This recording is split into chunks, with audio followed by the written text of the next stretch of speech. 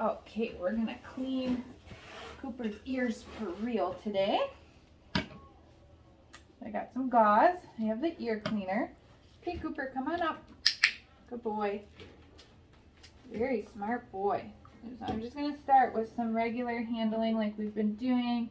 I'm gonna start just by picking up his ear and massaging it. You can see how well he's holding still for all of this now. Pick up this other ear and massage it. Yep, there was just one there, just one. Still a little food hound, but he's learning how to control it. Good job. Chin rest. And actually, I'm going to toss his cookie over there. He's just getting like real close. Good chin rest, buddy. Very nice. Still really haven't put this on cue yet. I've just been kind of using that hand signal. Good boy. I don't get my mask right now. We're in this room by ourselves. So since he's performing that chin rest behavior so nice, if we wanted to start to call it something, I can. So I could say, Cooper, rest. And you can see he's holding some nice duration with that chin rest too. Cooper, rest. And so I don't really care if Cooper's sitting or standing or what, like just as long as he's got his chin in my hand, rest. See, that time he's sitting, totally fine.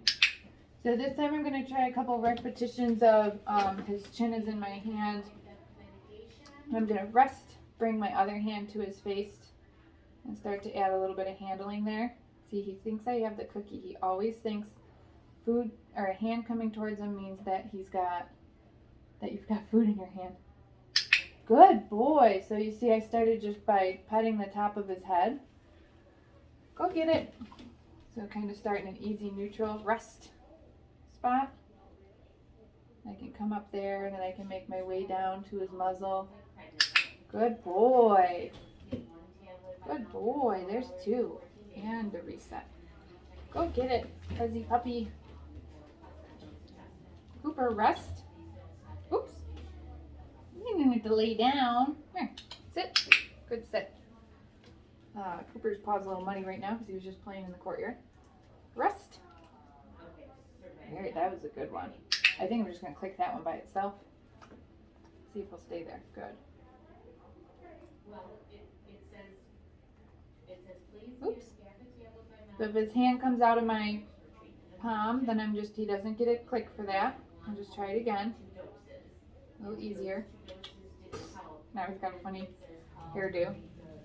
That was a little sloppy, so I'm going to reset him. Go get it.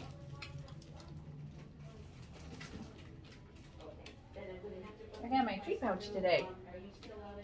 We're improvising. Rest.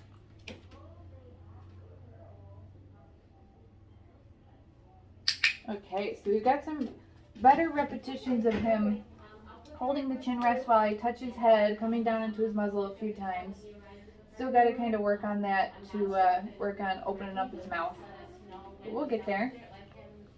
Yeah, no food. Okay, so now I'm going to move on to handling his little feetsies. I'm just going to kind of massage each toe.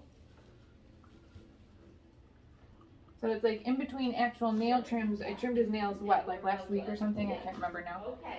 His front nails. But in between actually trimming, I still do these sort of like maintenance exercises to keep him comfortable with having his feet and nails and toes handled in between actual nail trimming. So you need to do these maintenance exercises because if you're only touching your dog's nails once every 4 to 6 weeks, that's not enough to teach positive associations. Okay, so now I'm going to do the same with his back feet. There we go. Looking for that cookie. Good boy. Here it is. Okay, thank you. And we're going to do the same with his back foot. My right hand is usually the hand that feeds him, so that's why he's always looking for food from it. Yep, there's no food up there, so no clicking cookie for that if he's a little wiggly. Okay, we're just going to try again. Realize there's no food in my hand there. Okay. Massage those toes. There we go. Good job, Cooper. Get it. A little reset. Did you find it? Okay, I'm just gonna handle his tail a little bit. His funny tail that really doesn't do anything. Oops. Stand. We gotta work a little bit more on those stands. And a little bit of abdomen palpation. Good job, buddy.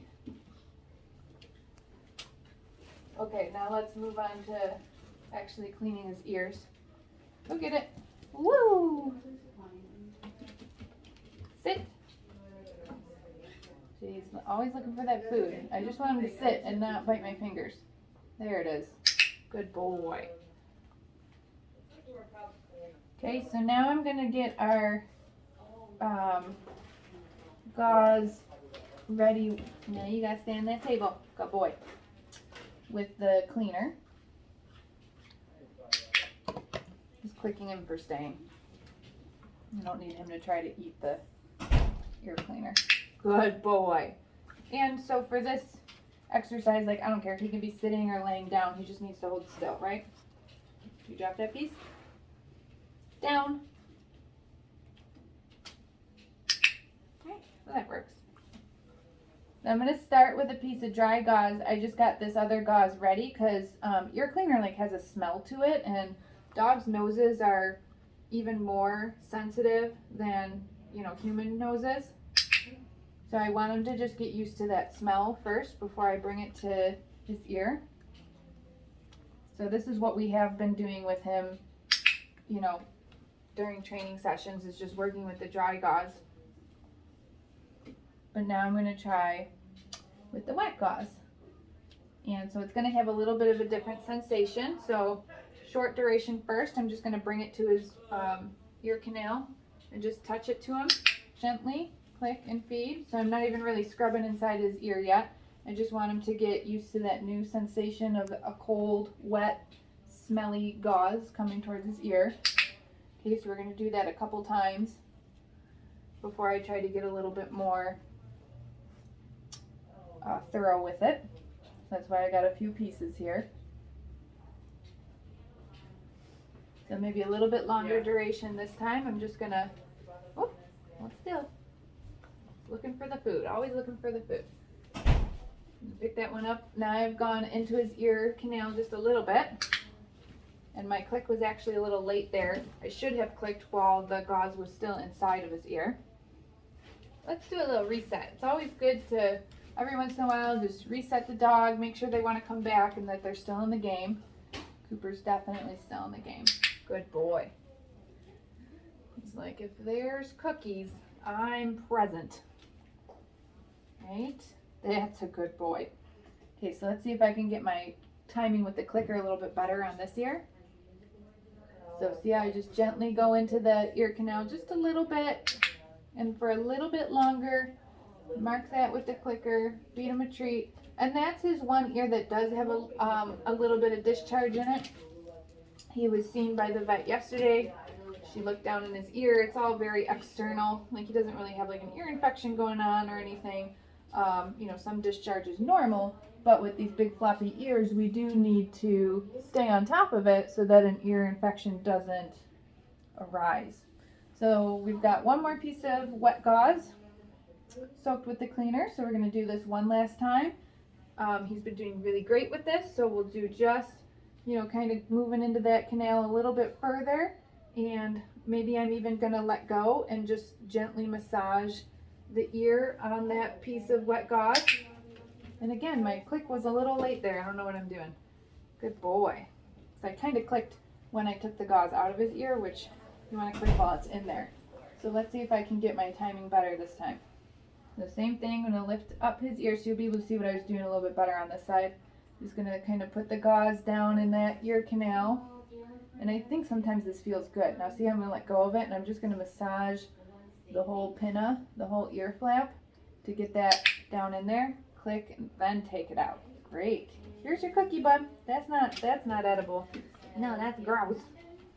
Okay, so now that I use the wet gauze, I do want to follow it up one more time with a dry piece just to make sure that I've gotten all the cleaner out of his ear, especially since I massaged his ears that last time. There might have been some cleaner that got down into the canal, which is, you know, what you're trying to do. But I want to make sure that it's not just sitting in there, and I'm going to get it out. So I'm going to use another piece of dry gauze one last time, really gently. Okay, he's up on the table here, so just kind of wipe out to get it dry on that side. Good boy.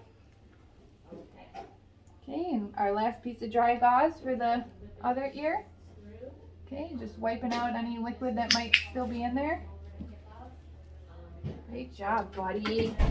Great job. So like when Cooper first came to me, like he was just a crazy wiggly puppy, right? Like there's no way he would have been, you know, so cooperative for having his ears clean. So this is why it's so important that we teach this, that we train it, especially for dogs who have big floppy ears like Cooper and are gonna need, you know, that sort of regular maintenance, cleaning maintenance for his life, so that we can avoid things like ear infections. Hey, buddy, touch. Good job. Touch. Oops, this side. I know, that's not the cookie hand. Good boy. Okay, Cooper, signing off. Signing off.